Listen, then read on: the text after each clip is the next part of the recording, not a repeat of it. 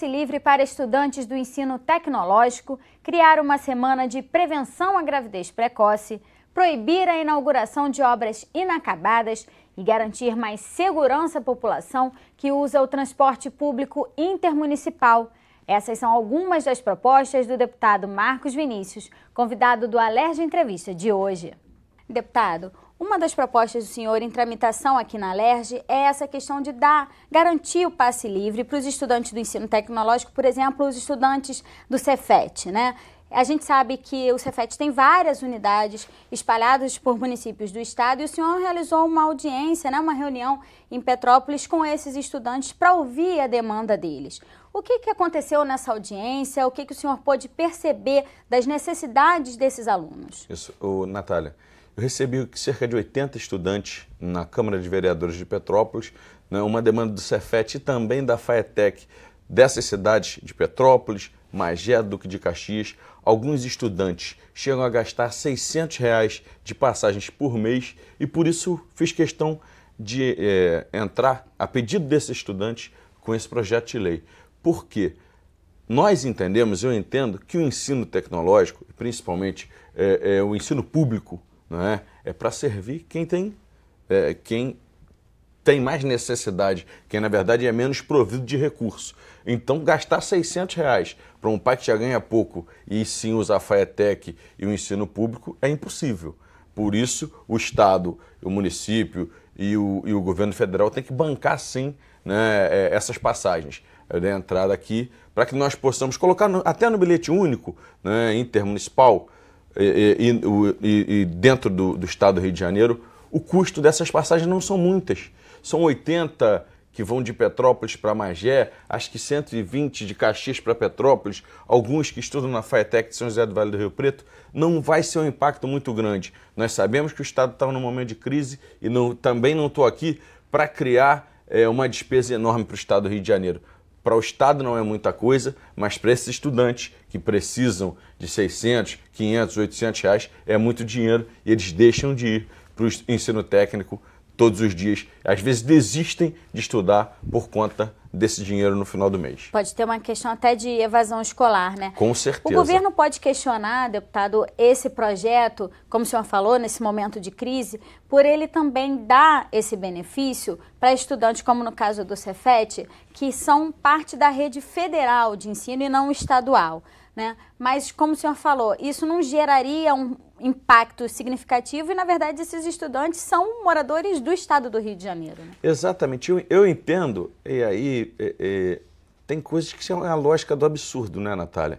Eu acho que tem que ter sensibilidade.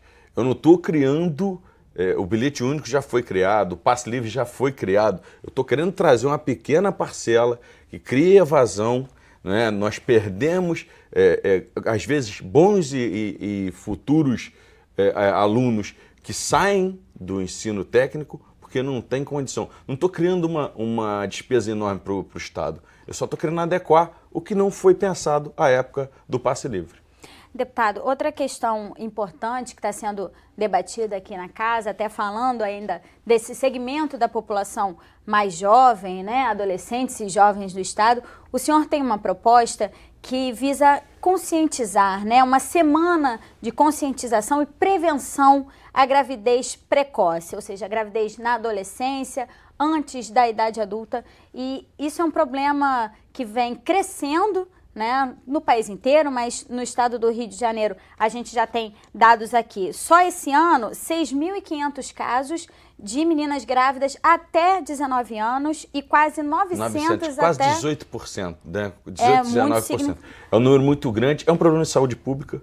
Você corta, eu fiz um programa aqui, no Papo de Juventude aqui na Alerj, você corta, né, o estudo dessas meninas e dos pais no meio, quando eles estão vivendo a adolescência, né, se preparando para a idade adulta, até para entrar na faculdade, fica grávida.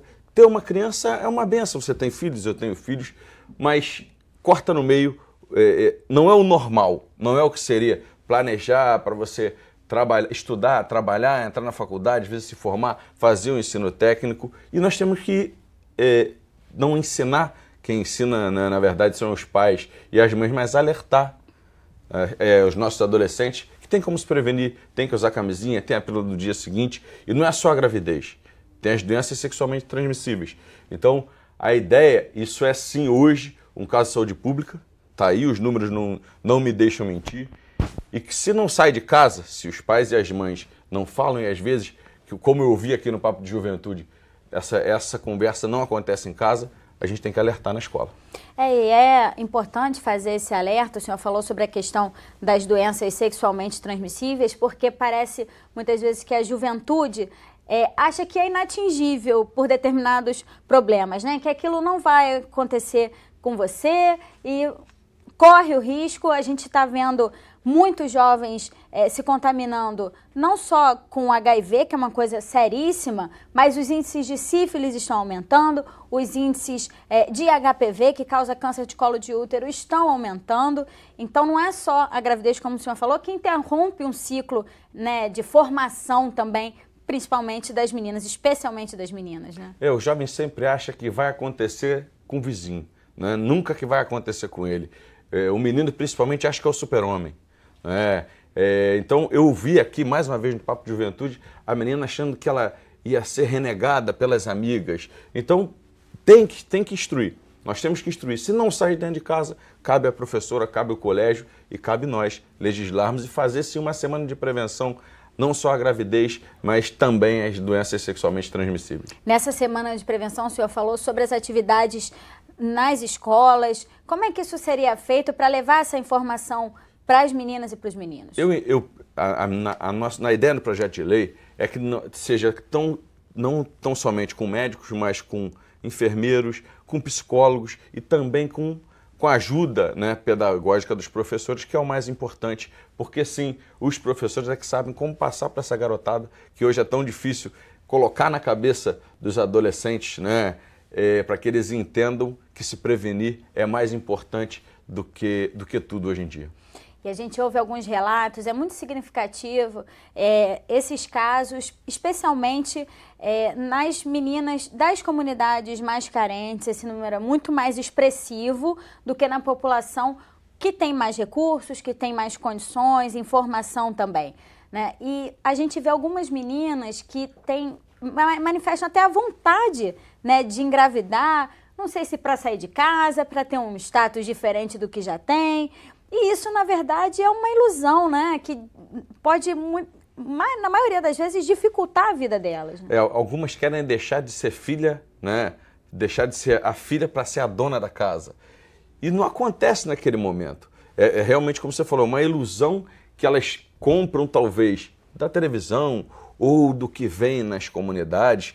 E cabe a gente instruir essas crianças, que são crianças ainda, às vezes 14, 15 anos, 13 anos. Os dados mostram que os dados esse são alarmantes. Ano, quase 900 das meninas abaixo de 16. Os dados são muito... E abaixo de 16 são, às vezes, com 13, 12 anos. Então, nós temos que realmente instruir os nossos jovens para que esperem o momento correto. Hoje as coisas acontecem muito cedo, Natália. A internet entrou na nossa vida como um instrumento, uma ferramenta muito boa.